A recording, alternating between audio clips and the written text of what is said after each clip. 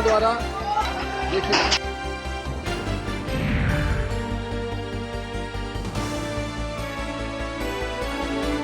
तो पहले करौली, फिर खरगोन और एक बार फिर से दिल्ली। क्या दिल्ली को दहलाने की ये सुनियोजित साजिश थी? जिस तरह से जहांगीरपुरी की तस्वीरें सामने आई है, जिस तरह से हनुमान जयंती के दिन शोभा यात्रा को निशाना बनाया गया है, जिस तरीके से पत्थरबाज कश्मीरी स्टाइल में पत्थरबाजी करते हुए नजर आए हैं, जिस तरीके से लाठी, डंडे और तलवारें लहराई गई, जिस तरह से आगजनी की गई है, इन तमाम तरीकों को देखने के बाद ये सवाल और ये जवाब बच्चा बच्चा पूछ सकता है और दे सकता है कि जो तस्वीरें सामने आई है वो ये बताती हैं कि दिल्ली दंगा पार्ट 2 दरअसल ये 10-15 मिनटों की केवल साजिश नहीं थी, ये तो बकायदा एक लंबी चौड़ी साजिश का सुनियोजित प्लानिंग का हिस्सा था। क्योंकि दिल्ली दंगा हम पहले भी 2020 में देख चुके हैं। जिस तरह से 2020 की परिस्थितियां थी, कुछ परिस्थितियां वही मिलती जुलती 2022 में भी नजर आ रही हैं। ऐसे में सवाल उठ रहा है कि दिल्ली दंगा संयोग नहीं,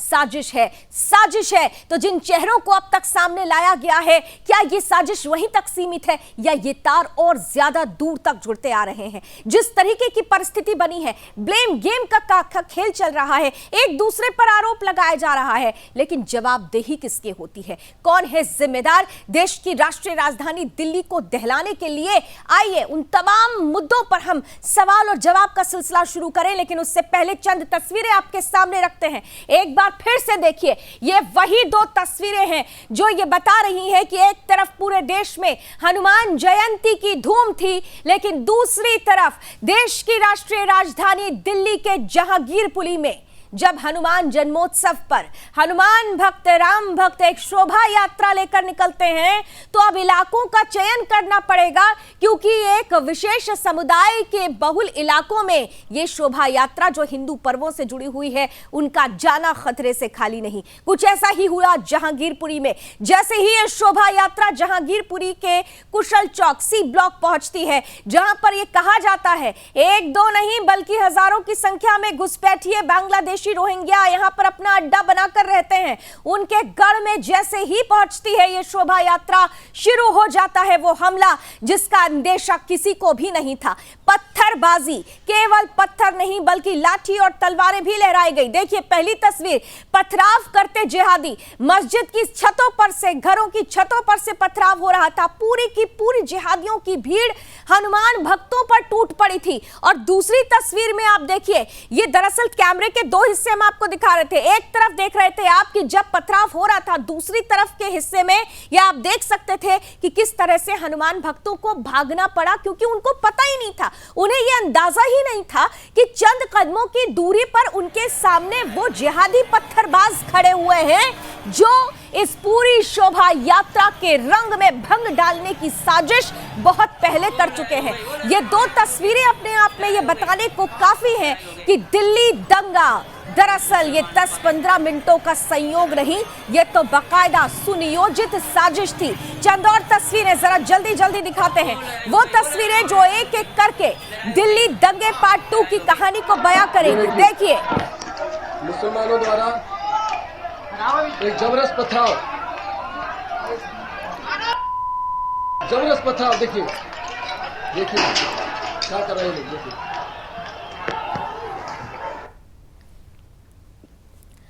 तो हिंसा की कुछ ऐसी ही तस्वीरें, ऐसी ही आगजनी, ऐसी ही पत्थरबाजी, और ये देखिए तलवार और लाठी लहराते हुए, पत्थर फेंकते हुए जिहादी जो वहां प्रत्यक्षदर्शी थे, उन्होंने किसी तरह से मोबाइल में यह वीडियो कैद किया और सुदर्शन तक भेजा। और देखिए ये तस्वीरें बता रही है शोभा यात्रा पर फेंके गए पत्थर, राम भक्तों के, हनुमान भक्तों के दुश्मन ये जिहादी।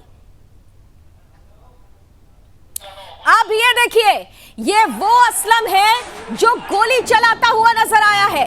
पहले पत्थर फेंकने से काम नहीं चला तो गोलियां चलाई गई हनुमान भक्तों पर। शोभा यात्रा पर पहले पत्थर फेंके गए और पत्थर फेंकने के बाद वो तस्वीर सामने आई, ये वही असलम है जो अब पुलिस की गिरफ्त में है, जिसे 2 दिनों की पुलिस रिमांड पर भेज दिया गया। लेकिन सवाल यह है कि इसने गोली चलाई क्यों, और गोली चलाने का ये इरादा क्या पहले से ही प्री प्लान्ड था? ये पत्थरबाज, ये गोलीबाज, ये तलवारबाज, ये जिहादी देश के लिए, हिंदुस्तान के लिए नासूर बनते जा रहे हैं। ये तस्वीरें इस बात की गवाही दे रही हैं, इस बात की साक्षी हैं कि हिंदुस्तान में, हिंदू बहुल हिंदुस्तान में अब हिंदुओं के पर्व पर इन जिहादियों की नजर है। बकायदा एक पैटर्न, चाहे वो राजस्थान का करौली हो या फिर मध्य प्रदेश का खरगोन या फिर दिल्ली का जहांगीरपुरी, एक ही पैटर्न, एक ही तरीका और निशाना, हिंदू पर्व। आज इन्हीं तस्वीरों के साथ देखिए, अब ये तस्वीरें उस वक्त की हैं जब पूरे इलाके को छावनी में तब्दील कर दिया गया। पुलिस महकमे के लोग तेजी से वहां पहुंचते हैं, लेकिन इन जिहादियों ने पुलिस को भी नहीं बख्शा था। कई पुलिस कर्मियों को चोटें आई हैं। एक पुलिसकर्मी के हाथ में, पैर में माफ कीजिएगा, गोली लगी है, एक के हाथ में तलवार लगी है। कुछ ऐसे पुलिसकर्मी हैं जो साफ साफ ये बताते हुए भी नजर आए हैं कि यह हमला अचानक से किया गया, लेकिन ये जो अचानक से किया गया हमला था, इसमें जिस तरह से भीड़ सामने आई, जिस तरह से पत्थरों की बारिश हुई, जिस तरह से गोली चलाई गई, जिस तरह से लाठियां लहराई गई, जिस तरह से तलवारें चमकाई गई, दरअसल ये सब कुछ प्री स्क्रिप्टेड था।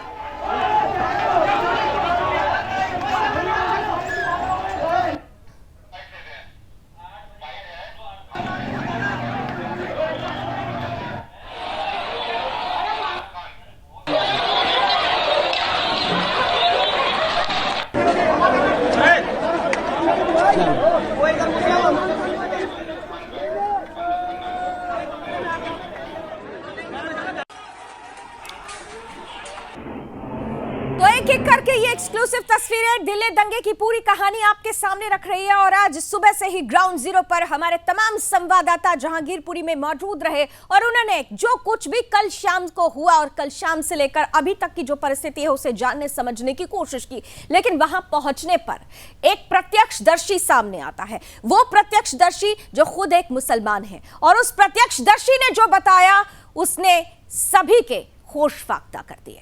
सुनते हैं।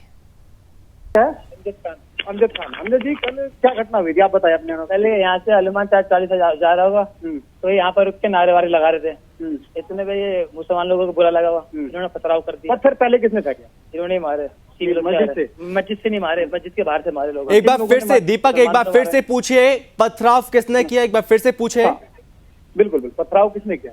पथराव यहाँ से स्टार्ट हुआ, मुसलमानों की तरफ से पथराव स्टार्ट हुआ। उसके बाद क्या स्थिति रही? उसके बाद ये स्थिति है, यहाँ से बंदे पथराव करा, ये सारे लोग भागे हैं। ये इनके पीछे भागते भागते कॉलोनी में भागे, वहाँ पर इन्होंने तोड़ फोड़ करी है, दुकान लूटी है, बच्चे को मारे, औरतों को मारे, कार तोड़ी है। जो पुलिस वाले बीच में आए थे उन सबों को मारा। अपना नाम एक बार और बताइए। अमजद खान। अमजद, ये अपने पूरी आंखों की घटना देखी बता रहा हूँ जी मैं। अच्छा, मेरे सिर पर लगी हुई है चोट। आपको चोट लगी है? अच्छा, जब यहाँ पर शोभा यात्रा पहुंची तो उसके बाद में इन लोगों ने जब पथराव किया, यहाँ पर जो मुस्लिम समुदाय के लोग हैं, उसके बाद ही भगदड़ मची। उसके बाकी बहुत अच्छी। अच्छा, आप कहाँ रहते हैं? जी लोग आप बिल्कुल सामने रहते हैं। सामने। फिर क्या स्थिति रही?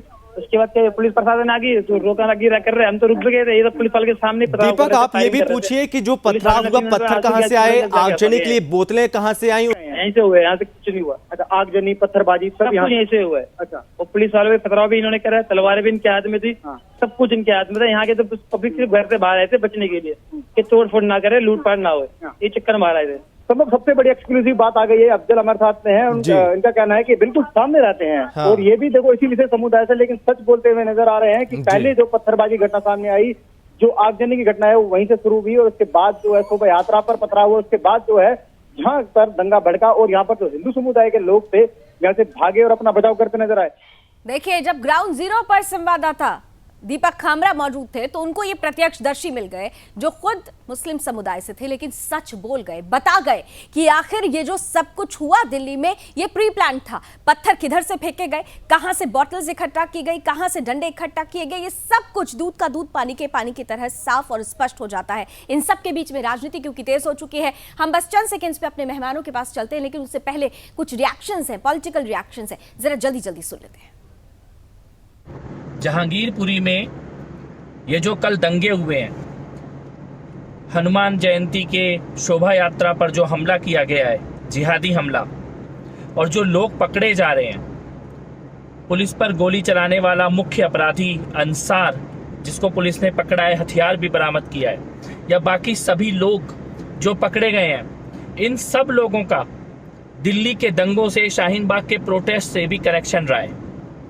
यही अंसार है जो जहांगीरपुरी से औरतों को लेकर जाता था सीलमपुर, जाफराबाद और शाहीन बाग तक। ताहिर हुसैन से, खालिद सैफी से, उमर खालिद से, सबसे इनके कनेक्शन है।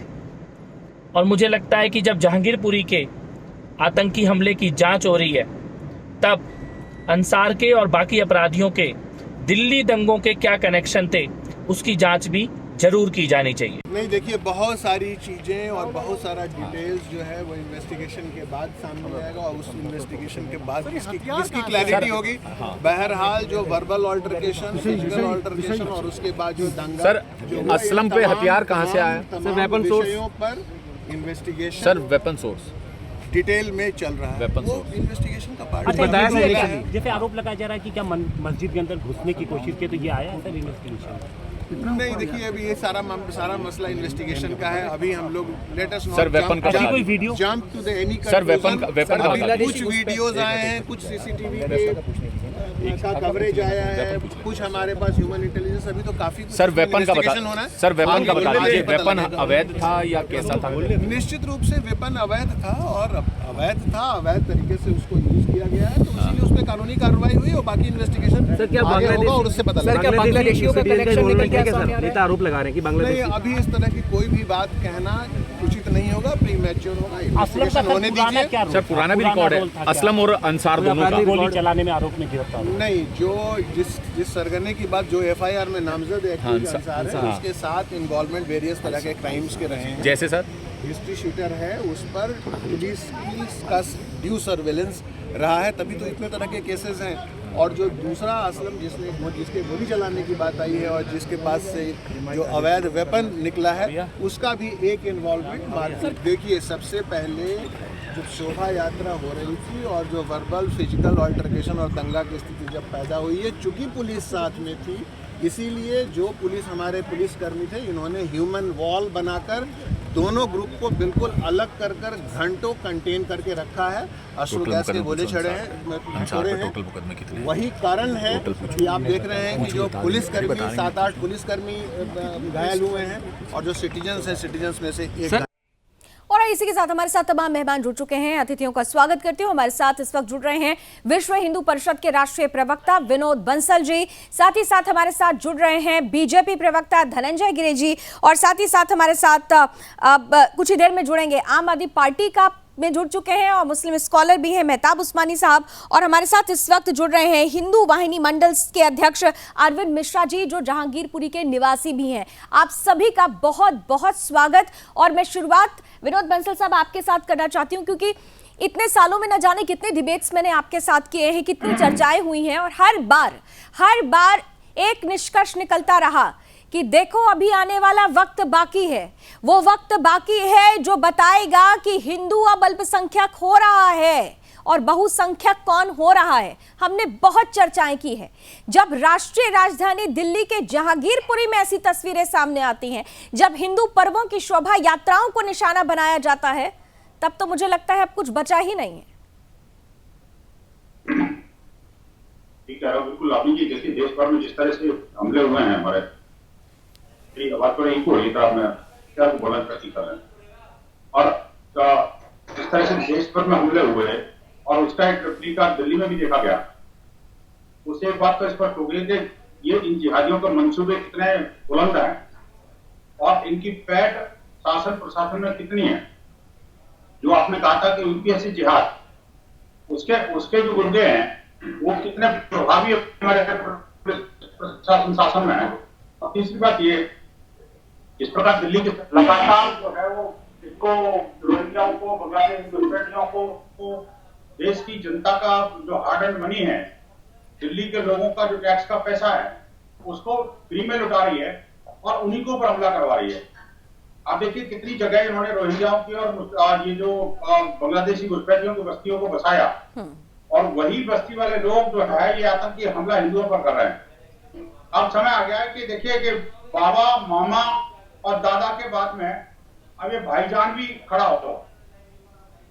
अगर भाईजान नहीं खड़ा हुआ तो दुनिया, ये जो दिल्ली के लोग हैं ना, वो सबक सीखेंगे। अब हिंदुओं के जो दिल्ली के लोग सबक सीखेंगे या सबक सीख रहे हैं विनोद जी? दिल्ली के लोग तो सबक सीख रहे हैं, क्योंकि 2 साल में ये दूसरा दंगा है। इन 2 सालों में न केवल दंगा, बल्कि इन 2 सालों में यहाँ पर हिंदुओं की हत्याएं भी हुई हैं। कई ऐसे इलाके हैं जो मिनी पाकिस्तान के रूप में जाने लगे।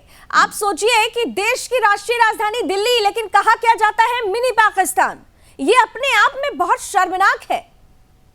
विनोद जी देखिए, आज हमारा एक डेलीगेशन दिल्ली पुलिस कमिश्नर से मिला, और विष्णु प्रसाद का जो हाई लेवल डेलीगेशन जब पुलिस कमिश्नर सबको पुलिस का उठाया, कई सारी चीजें रखी, हमने उनको स्पष्ट तौर पर कह दिया कि अगर हमारी, अभी देखिए आज जो है ना, भलसवा डेयरी के पास में एक शोभा यात्रा सुबह निकली थी विष्णु प्रसाद की बजरंग दल की।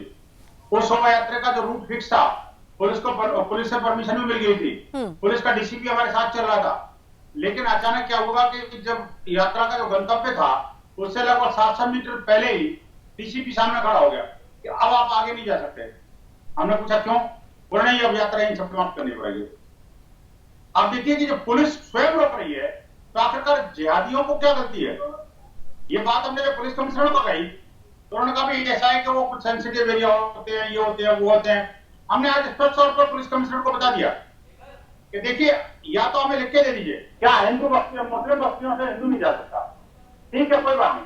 अब आगे समझ लीजिए, तो मुहर्रम आएगा या जो ईद आएगी, आपकी भी वो शबे बारात आएगी, और ये जो अब तो आपका कई सारे त्योहार और आने वाले हैं, वहां से कोई किसी जिहादी को निकलने नहीं देगा हिंदू कोई। अगर आप ये दृष्टांत दे देना चाहते हैं तो हमें कोई दिक्कत नहीं, हिंदू अपना रास्ता निकाल लेगा। तब माननीय कमिश्नर महोदय को नींद जागी। आप देखिए कि ये इतना बड़ा विभत्स एक स्थिति बनती जा रही है देश के अंदर, और देश की राजधानी के अंदर जो आप कह रहे हो मिनी पाकिस्तान नहीं, मिनी जिहादी अड्डे बन रहे हैं। मिनी जिहादी अड्डे। धनंजय जी, सवाल बड़ा इसलिए ये हो जाता है सरकार से। देखिए, जवाबदेही, ये ब्लेम गेम। अभी थोड़ी देर में आम आदमी पार्टी के भी जुड़ेंगे हमारे साथ सदस्य, हम उनसे भी सवाल पूछेंगे, हम आपसे भी सवाल पूछ रहे हैं। सवाल ये बार बार ये जो होता है कि भाई दिल्ली की जिम्मेदारी आपके ऊपर है, लॉ एंड ऑर्डर की जिम्मेदारी आपके ऊपर है, ये एक तरफ है। सबसे बड़ी बात यह है कि जब 2020 में जब दंगे हुए थे, उसके बाद ये तय किया गया था कि चाहे जहांगीरपुरी हो, सुल्तानपुरी हो, इस तरीके के जितने भी इलाके हैं जहां से कहा जा रहा है कि रोहिंग्या बांग्लादेशियों की संख्या निरंतर बढ़ रही है, उसकी स्क्रूटनी की जाएगी। सर, स्क्रूटनी नहीं हुई और उसी का नतीजा देख लीजिए एक बार फिर से।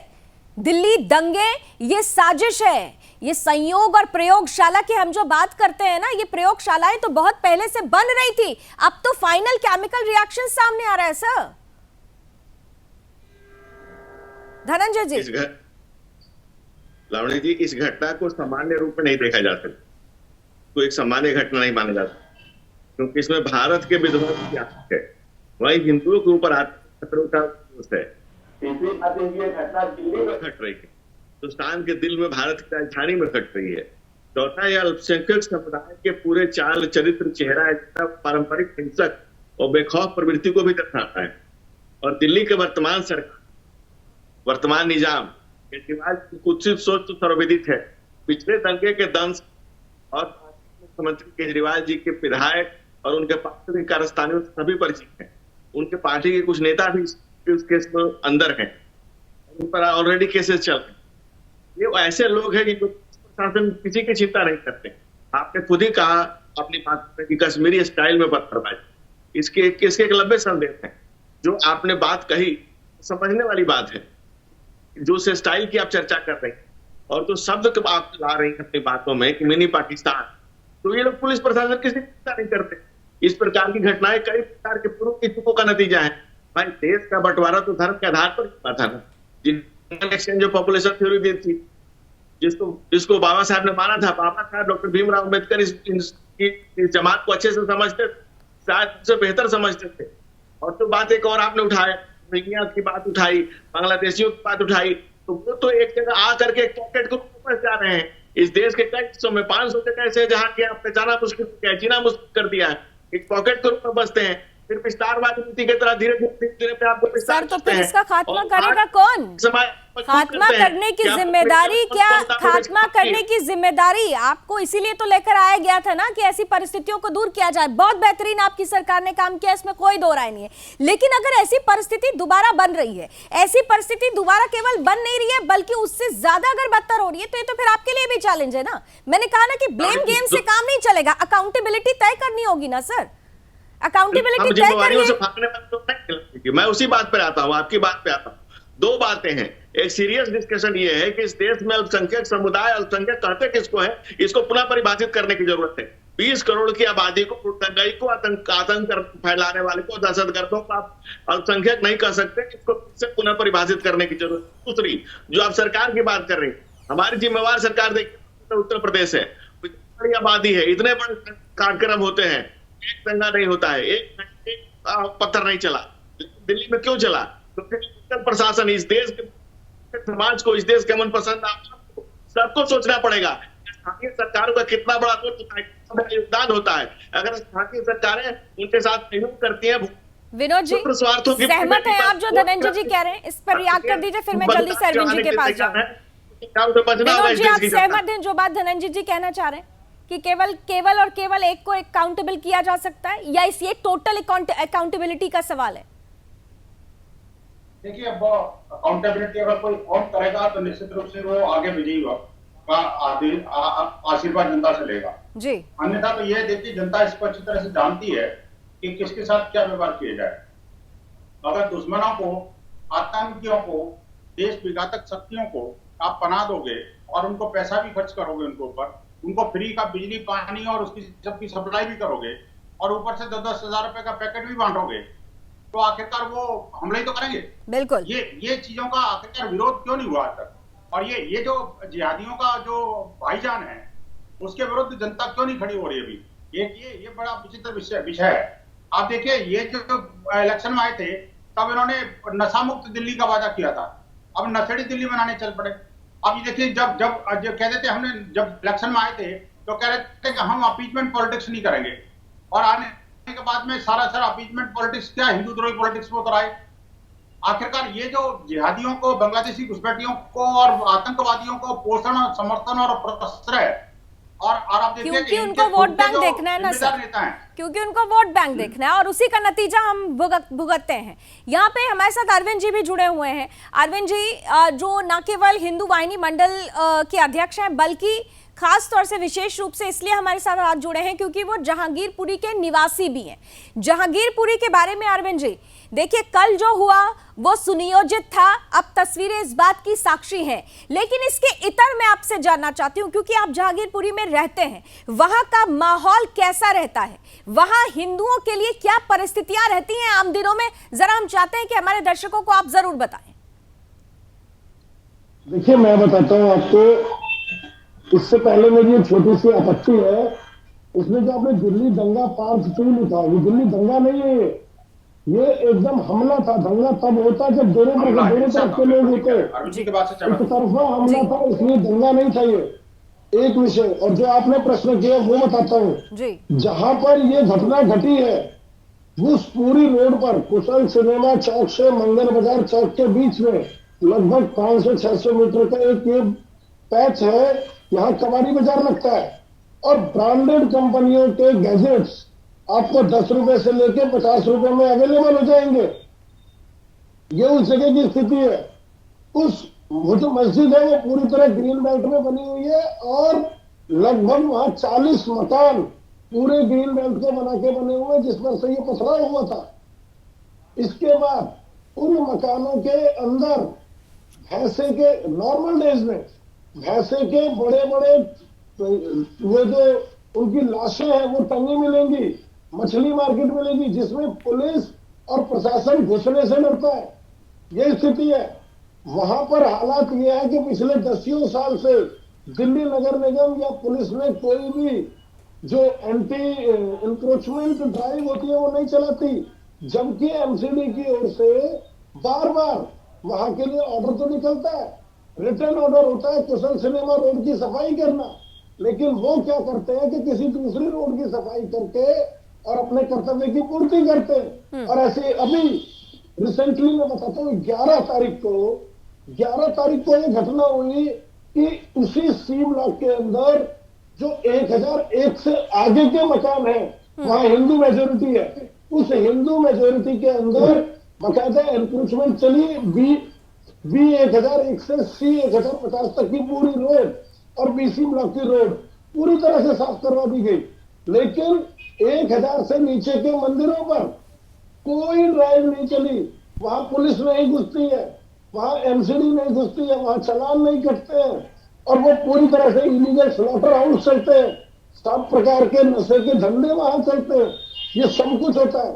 चोरी की जितनी गाड़ियों के एससीएम होते हैं, गाड़ियों की बैटरी, गाड़ियों की स्टेपनी, ये जहांगीरपुरी, आदर्श नगर, मॉडल टाउन तक, मुतंदपुर, बुराड़ी, शालीमार बाग, इस पूरे इलाके का सबसे बड़ा चोर बाजार, कबाड़ी बाजार वहीं पर है। आपको स्टेपनी चाहिए, आपको एससीएम चाहिए, आपको बैटरी चाहिए, 500 रुपए में आपको गाड़ियों की बैटरी मिल जाएगी। ये सब वही है और पुलिस उनको कुछ बोलती नहीं है। पुलिस उन्हें कुछ बोलती नहीं है। ये बहुत बड़ा दुखद पहलू है धनंजय गिरी जी, क्योंकि बार बार आपसे ये सवाल इसलिए पूछा जाएगा। बहरहाल मैं आपको बता दूं कि मेहताब उस्मानी हमारे साथ अब से कुछ देर में जुड़ रहे हैं, लेकिन उससे पहले आपसे मैं ये पूछूंगी कि पुलिस कुछ सुनती नहीं है। खौफ किस बात का है भाई? डर किस बात का है पुलिस को? मुझे लगता है शायद धनंजय जी से हमारा कनेक्शन टूटा है। विनोद बंसल जी, पुलिस को डर किस बात का? बिल्कुल, बड़ा विचित्र और सार्थक प्रश्न पूछा है आपने। आपको पता होगा लवनी जी के दिल्ली के अंदर कितनी बार पुलिस जो है मुस्लिम बस्तियों में अगर हिम्मत करके घुसी है तो उसका क्या हासिल हुआ है। बार बार पिट करके और अर्ध मरणासन अवस्था में कई बार पुलिस कर्मियों को और सिक्योरिटी फोर्सेस के लोगों को वहां से निकाला गया, बल्कि रेस्क्यू करके लाया गया कई जगह। तो ऐसा स्थिति बनी है। तो ये इसके कारण पुलिस प्रशासन शासन आज तक कोई हाथ रखता ही नहीं। आप देखिए, जहां तक इलीगल लीगल की बात जो अरविंद जी ने की है उसको मैं एक और ऐड कर दूं। ये जो जाकिर नगर, जामिया नगर, ओखला, बटला हाउस और ये जो हिस्सा है पूरा जमुना जी के बेल्ट वाला हिस्सा जो कालिंदी कुंड से सटा हुआ है, उसमें 90% जो घर हैं वो इलीगल बने हुए हैं। और उसको लेकर के देखिए, दैनिक जागरण ने एक बहुत बड़ी स्टोरी छापी थी, लगातार उसने एक्सपोज किया था, लेकिन आज तक कोई कार्रवाई नहीं हो पाई। और कई इलीगल एक्टिविटीज, आतंकवादी गतिविधियां वहां पर धड़ल्ले से चलती हैं। और ऐसा एक ये नहीं इलाका, आप देखिए कि दिल्ली के अंदर ऐसे कम से कम 20 कॉलोनियां हैं जिन कॉलोनियों के अंदर आज स्थितियां ये हैं कि वहां पर उन जातियों के अलावा कोई नहीं मिलेगा। एक हिस्से में जहां पर कोई मस्जिद बन जाती है, मदरसा बन जाता है। देखिए, एक बात तो तय है, ये तुरंत होने वाली घटना नहीं है, ये धीरे धीरे बनी हुई घटना है। और यही कहते हैं ना कि अगर इनिशियली इस पर ध्यान दिया गया होता तो आज ये परिस्थिति नहीं होती जो हम सामने टीवी स्क्रीन पर देख रहे हैं। सवाल ये भी है, मैं अरविंद जी आपसे पूछ रही हूँ, देखिए जो पत्थर फेंके गए, शोभा यात्रा पर जो पत्थर चले, जो तलवारें लहराई गई, जो लाठियां चली, जो गोली चली, एक बात तो तय है कि घरों से भी पत्थर फेंके गए थे। यानी वहां पर मैं आपसे जानना चाहती हूं, क्योंकि ये कहा जाता है कि जब जुमे की नमाज होती है उसके बाद छोटे छोटे बच्चों के हाथों में पत्थर होता है, वो पत्थर लेकर अपने घर पर छतों पर ले जाकर रखते हैं, ये कहा जाता है वहां पर। अरविंद जी, तो जब कल ये घटना हुई तो बमुश्किल 10-11 साल का एक बच्चा वो शोभा यात्रा पर पथराव कर रहा था। ये जहांगीरपुरी में जितनी चोरी की घटनाएं होती हैं उसमें सारे के सारे जो एक्यूज होते हैं वो माइनर होते हैं, वो सब माइनर होते हैं। जितनी चोरियां होती हैं, चोरी की एक दो घटना इतनी हास्यास्पद होती है कि यदि आपने अपने घर के बाहर प्लास्टिक का कोई बर्तन रख दिया या आपने 5 किलो 10 किलो आलू रख दिए या दुकानदार का कोई छोटा सामान छूट गया तो ये उठा के जी कहते ट्रेनिंग है छोटे छोटे बच्चों को। इस मस्जिद के पीछे बकायदा वहां मदरसा चलता है। इतनी भयावह स्थिति है उन इलाकों में, हिंदू है ही नहीं, है भी तो उसकी गिनती हिंदू में नहीं होती है। वो चुपचाप रहता है, चुपचाप वहां जाता है, चुपचाप निकल जाता है। इस समय वहां की क्या स्थिति होगी ये कल्पना से भी परे की स्थिति है। यदि उस 5 गलियों में 10 गलियों में कोई हिंदू रहता होगा तो आप उसके सटे हुए बी ब्लॉक में आप जाएंगे तो वो बी ब्लॉक आज से 10 साल पहले बी 101 से बी 1000 तक आज से 10 साल पहले तक वो हिंदू मेजोरिटी इलाका था। आज वो इलाका पूरी तरह से मुस्लिम मेजोरिटी का है, मुस्लिम डोमिनेट करता है, हिंदू लड़कियों के साथ वहां सारी घटनाएं होती हैं। अब उसका मैं आपको टीवी पर वर्णन नहीं कर सकता जी। नाबालिग बच्चियों के हम साथ समझ सकते हैं। होली के आसपास एक घटना हुई कि एक माइनर बच्ची को प्रेग्नेंट कर दिया गया और पुलिस कोई सुनती नहीं है। 2 साल पहले होली पर वहीं ये घटना घटी, एक नाबालिग बच्ची के ऊपर रेप अटेम्प्ट हुआ, वो लड़का अभी कक्षा में रिटेन है। इसके बाद अभी वो गवाही देने गई तो उसको गवाही देने से रोका गया। और बिल्कुल फहरिस्त लंबी है, फहरिस्त लंबी है, हिंदुओं के दर्द की फहरिस्त लंबी है। मेहताब उस्मानी साहब भी हमारे साथ जुड़ चुके हैं। अक्सर आपने इन्हें हमारे साथ मुस्लिम स्कॉलर के रूप में जुड़ते हुए देखा है, लेकिन बता दें कि मेहताब उस्मानी साहब ने अब कुछ दिन पहले आम आदमी पार्टी ज्वाइन कर ली है और आज आम आदमी पार्टी का ही पक्ष रखने के लिए हमारे साथ जुड़े हुए हैं। मेहताब साहब बहुत बहुत स्वागत है आपका। सवाल सीधा करूंगी, दिल्ली में जो कुछ भी हुआ, जहांगीरपुरी में जो कुछ भी हुआ, इसको आप क्या मानेंगे? क्या इसे साजिश आप मानते हैं? क्योंकि तस्वीरें तो इस तरफ इशारा कर रही हैं। बिल्कुल मैडम, देखिए ये आम आदमी पार्टी की सरकार को बदनाम करने की एक बहुत बड़ी सोची समझी साजिश है। ये सारी दिल्ली वासियों को पता है कि एक साजिश का हिस्सा है। ये बहुत ही अच्छी प्लानिंग बनाई गई थी कि केजरीवाल जी की सरकार को, दिल्ली सरकार को किस तरीके से बदनाम किया जाए और ये माहौल खराब करके सरकार को बदनामी करने के लिए। सर, राजस्थान और मध्य प्रदेश में अगर मैं गलत नहीं हूं तो आपकी सरकार नहीं है, पैटर्न तो वही है, तो फिर आप कैसे कह रहे हैं कि आपको बदनाम करने के लिए?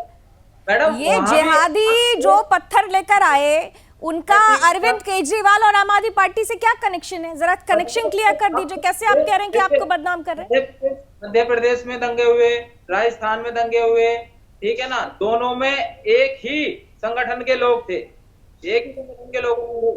तीसरी जगह भी दंगा जो हुआ है वहां भी ये सुनने में आ रहा है पत्थर फेंकने वाले कौन थे? अरे ये इनकी दोनों तरफ की बात करिए ना। अब देखिए, अब आप एक पार्टी से जुड़ाव रखते हैं और पार्टी के प्रवक्ता होने के नाते एक पार्टी को केवल एक समुदाय का वोट बैंक नहीं चाहिए होता है ना, हिंदुओं का वोट बैंक भी चाहिए होता है। तो थोड़ा पूरा बायस्ड मत होइए, दोनों की बात करिए ना। पत्थर किसने फेंका? नहीं, सुन लीजिए, पत्थर किसने फेंका, पत्थर किसने नहीं फेंका, ये काम गोली किसने चलाई? पुलिस का इंक्वायरी करेगी, किसने गोली चलाई, किसने पत्थर फेंके, किसने दंगा फैलाने। अच्छा, ये काम पुलिस का है, तो आम आदमी पार्टी का क्या काम है कि जो रोहिंग्या बांग्लादेशी आए उनकी बस्तियां बनवाएं, उनको 24 घंटे बिजली मिल सके इसके लिए पूरे प्रावधान सेट करें, या उनका वोटर आईडी कार्ड कैसे बन सके इसलिए आपके पार्षद वहां घूमते फिरे? ये आपका काम है। पहले तो बता दूं कि आम आदमी पार्टी धर्म की राजनीति नहीं करती, वो विकास की राजनीति करती है। उन्हें धर्म से नहीं, उन्हें विकास से मतलब लोगों का पेट भरेगा ना, जब लोगों को खाने को मिलेगा तो ही। सर, पाकिस्तान से जो हिंदू आए थे ना, वो 24 घंटे बिजली के लिए तरस गए थे, पानी के लिए तरस गए थे, और ये आपकी ही सरकार थी जो रोहिंग्या बांग्लादेशियों की झुग्गियों में 24 घंटे बिजली पहुंचा रही थी, पानी के टैंकर्स पहुंचा रही थी, जो वहां पर दवाइयों का इंतजाम करा रही थी, कोरोना में खाना पहुंचा रही थी।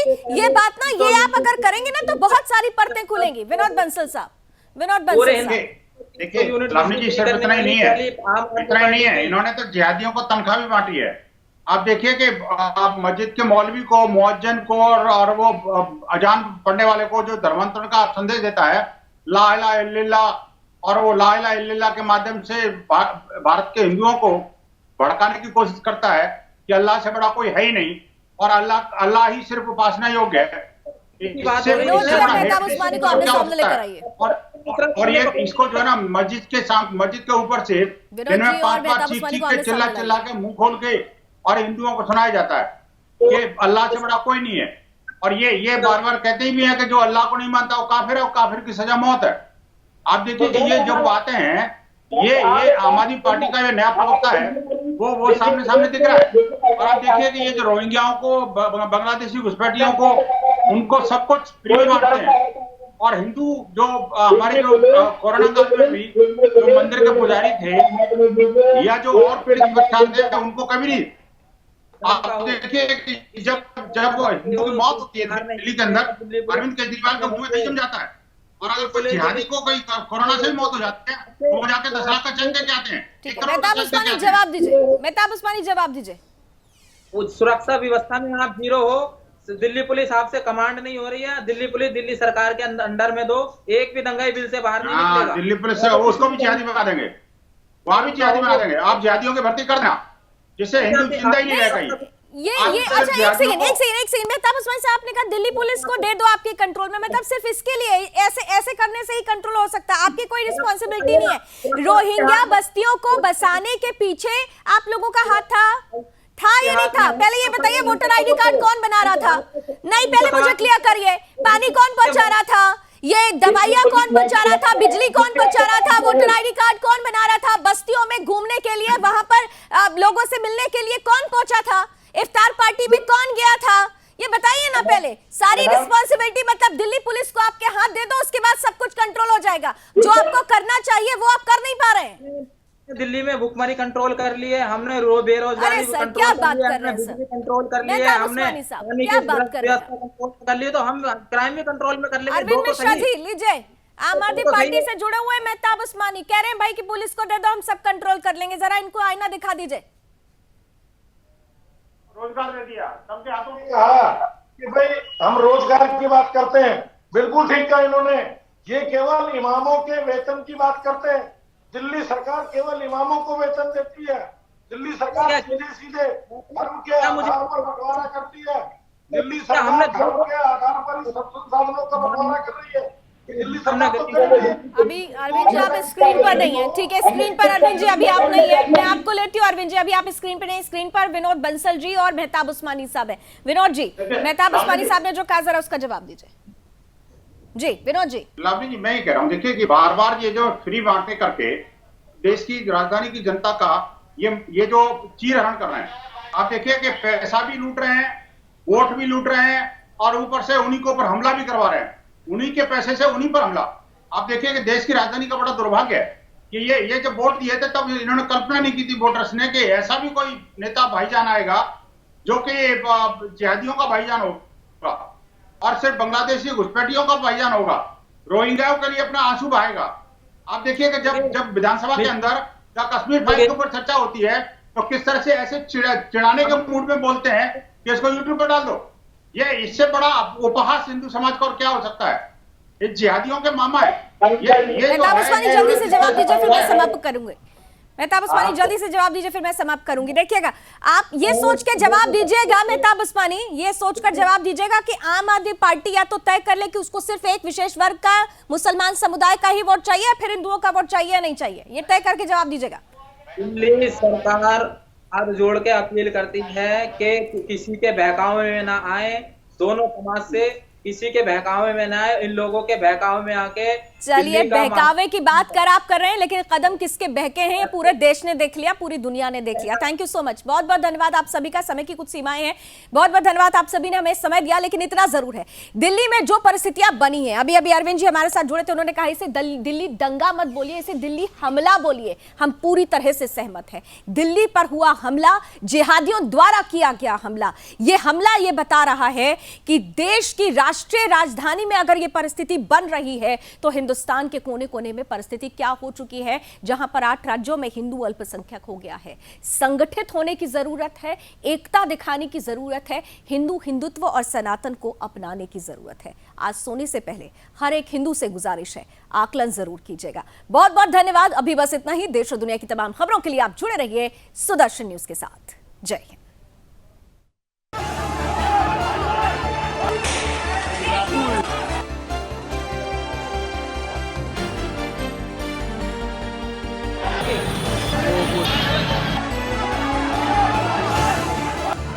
ये देखिए द्वारा देखिए